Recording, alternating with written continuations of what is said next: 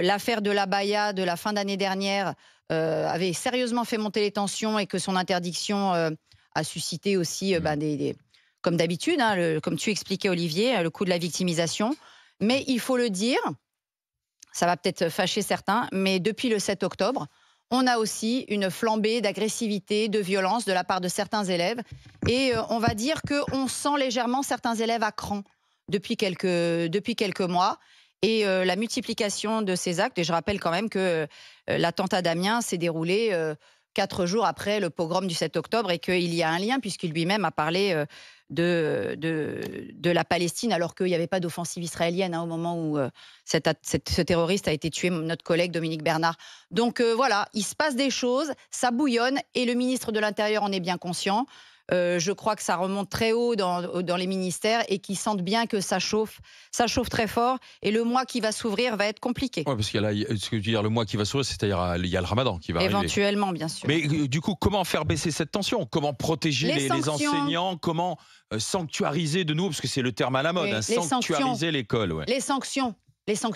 Donc elle, là, la BTS, qui en plus est à moitié en échec scolaire, d'ailleurs elle a pu envie de continuer son BTS, fille, oui. Eh ben, elle va voir ailleurs si on y est. C'est-à-dire qu'à un moment donné, tout de suite. mais quand on voit que la ministre de l'Éducation nationale ne sait pas quoi faire des élèves radicalisés, ah non, mais il n'y a pas de problème.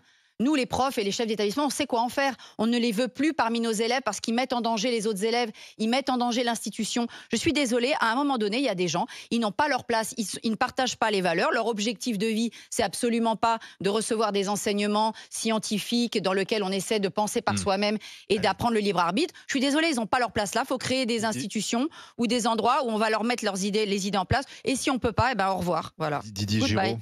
En même temps, ouais. Enfin, il n'y a pas grand monde hier à la manif de soutien. Je souscris un peu à tout ce que dit Barbara, mais enfin, les virer, et puis qu'est-ce qu'on en fait quoi après derrière, hein, parce que c'est quand même des gens qui sont en marge de la société. À moins de rouvrir Cayenne ou de les descendre dans le fond de la mine, extraire du charbon, qu'est-ce que t'en fais? Ces élèves qui sont, alors, soit de leur libre conscience, soit instrumentalisés dans ces doctrines-là, qu'est-ce que t'en fais concrètement? Moi, je sais pas trop. Après, moi, je m'interroge.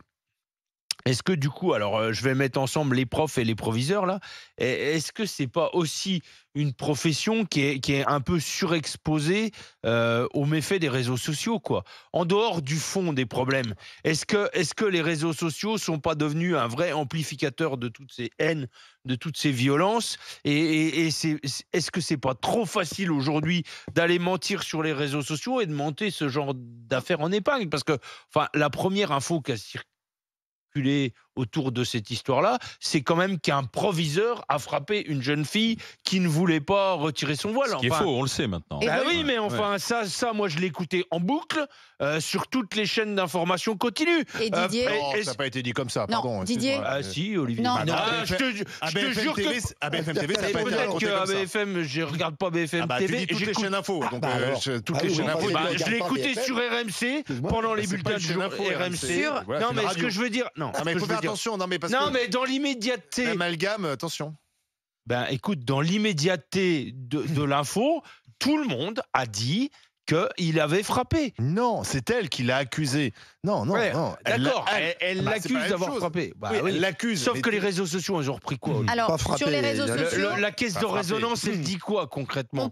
Elle dit un proviseur a frappé. On précisera que sur les réseaux sociaux, la députée LFI du 20e arrondissement... Madame Simonet. A continué, qui elle-même est une ancienne enseignante, super. Elle a expliqué que l'élève avait été violenté. C'est une ancienne enseignante, Madame Simonet. Elle met de lui sur le Elle a été... Voilà. Merci les LFI. Elle a été attrapée par le bras pour être conduite.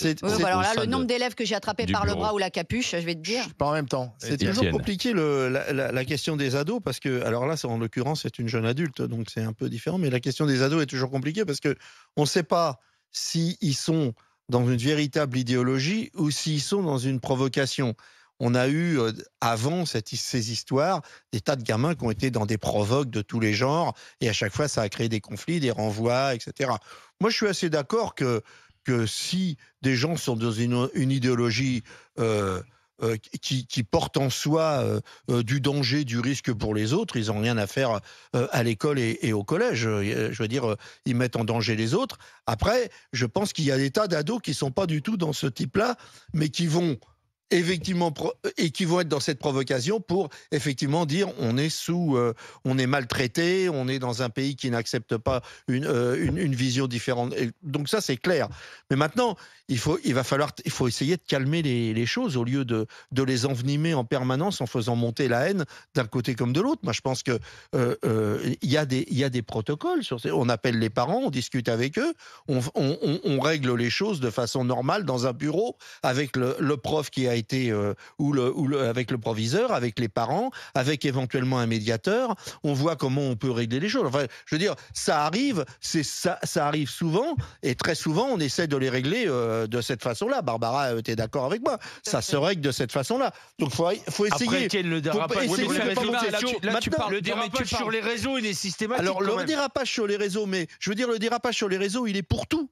Je veux dire, il n'est pas que scolaire. Le dérapage sur les réseaux, l'instrumentalisation, mais il est pour tout. L'instrumentalisation sur les réseaux, il faut se dire un truc. Il peut conduire à la mort. Pardon, je suis désolé. C'est qu'on est. Oui, mais on est tous menacés. Ils sont morts, ça part de là. Moi aussi, j'ai été menacé de mort. D'accord, t'as pas été décépité. Non, d'accord, mais je te l'accorde. Il y a eu 2 profs quand même qui ont été tués. Pardon, je termine. Qui ont été tués par des islamistes. Bien sûr. Suite aussi à ces campagnes. Pas des élèves. Et notamment Samuel Paty. Pas par des élèves. Dans l'affaire Samuel Paty, le fait que la justice n'ait pas sanctionné les élèves qui sont non seulement la jeune élève qui est une menteuse et qui est à l'origine du mensonge, et surtout aussi, excusez-moi, la responsabilité des élèves qui ont dénoncé Samuel Paty, qui ont montré Samuel Paty contre un billet de 50 € ou un billet de 20 €. Ceux-là, ils ont juste eu un rappel à la loi. Moi, je suis navrée, mais ces élèves-là, ils auraient dû être sanctionnés. La justice, c'est pas un conseil de discipline. Tu crois? La justice ne les a pas sanctionnés. Barbara, le signal qui a été donné, c'est quoi? C'est qu'on peut dénoncer un prof. Il n'y avait qu'un invité que Barbara. Termine, je pense qu'on fout là. Parce que si tu lui coupes la parole, mais tu parles tout le temps. Vas-y, rien dire. Non, mais j'ai parlé 1 minute.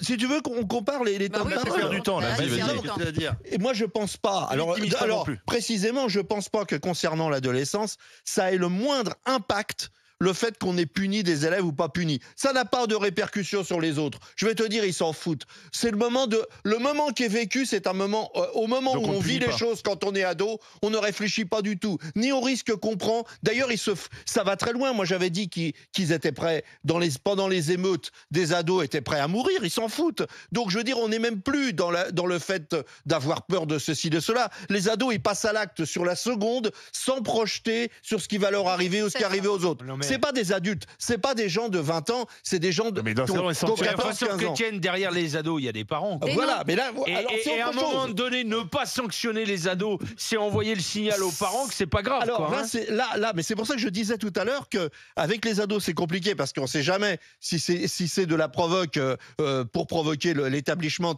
et pour provoquer le système, ou si c'est véritablement idéologique. Mais tu as raison tout à fait de mettre les parents. Mais ceci dit, souvent les parents sont eux-mêmes complètement dépassés par ce qui se passe. Alors, dans un instant, vous aurez le témoignage de Lionel. Lionel, il est agent d'accueil en collège, il est du côté de la Dordogne. Et ce qu'il dit en tant qu'agent d'accueil, il dit, moi je comprends la colère des proviseurs, mais il dit, moi c'est tous les jours, en tant qu'agent d'accueil en collège, tous les jours que je me fais insulter. Et le problème, c'est ce que va expliciter Lionel, c'est que ça ne fait que monter. Bien sûr. Voilà.